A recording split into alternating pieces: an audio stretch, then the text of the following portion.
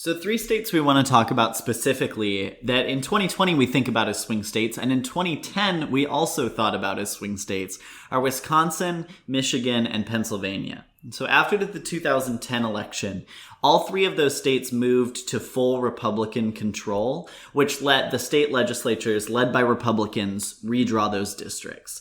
And they did so in a very aggressive fashion. Jesse, you want to talk a little bit about those 3 states? Yeah, so in addition to the U.S. House, redistricting affects state legislatures. So the state legislature will be redistricted as well. And with Wisconsin, Michigan, and Pennsylvania, all of those are, swing states. Historically were a little more blue at that time, but they had in the 2010 Republican wave year elected Republican governors and Republican state legislatures who were able to then draw the maps themselves. And while they gerrymandered aggressively for the U.S. House, they were even more aggressive in their gerrymandering of the state legislature.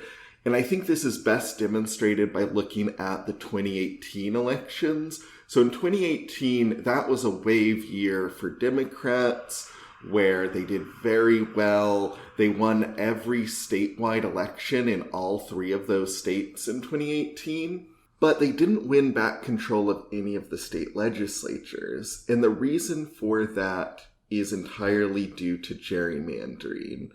If we look at the state of Michigan, and we look at the House of Representatives of Michigan, in the 2018 election, Democrats got 52% of the vote.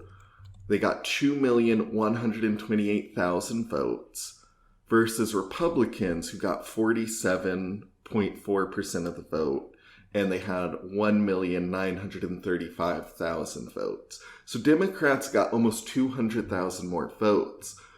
But in terms of the seats, Republicans still held 58 seats to Democrats' 52, so Republicans still had the majority even after Democrats did almost 5 percentage points better and almost 200,000 votes ahead.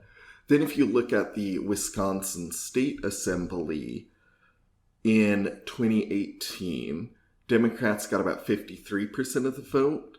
Republicans got about 44.75%, and that in terms of total votes was 1,306,000 for the Democrats and 1,103,000 for the Republicans. So a little over 200,000 more voters in Wisconsin in 2018 cast their ballots for Democrats for the Wisconsin State Assembly.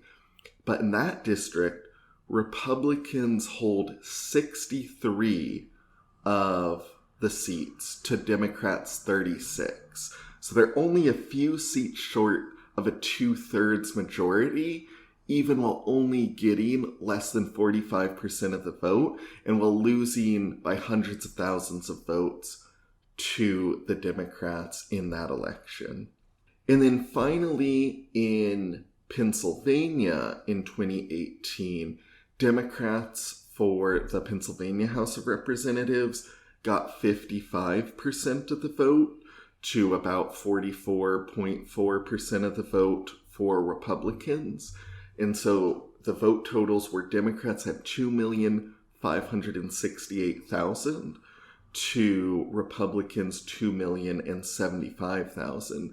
So close to 500,000 more Pennsylvanians voted for Democrats in the 2018 Pennsylvania House of Representatives elections, but the majority was still held by Republicans, with them having 110 seats to 93 seats for the Democrats.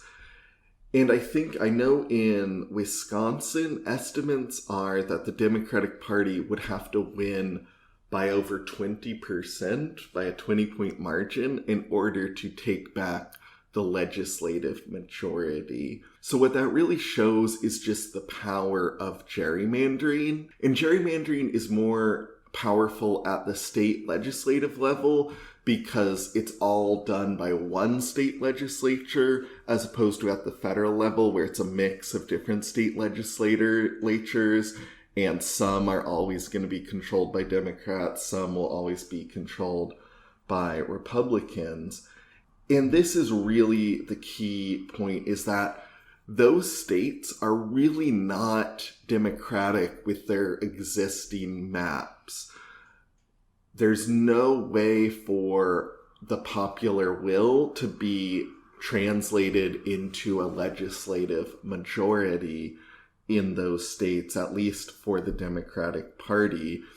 And that is just not what a democracy is supposed to be. There's no way for people to hold their politicians accountable under that scenario. There's no way for people to change the policies and the direction of their state under that scenario.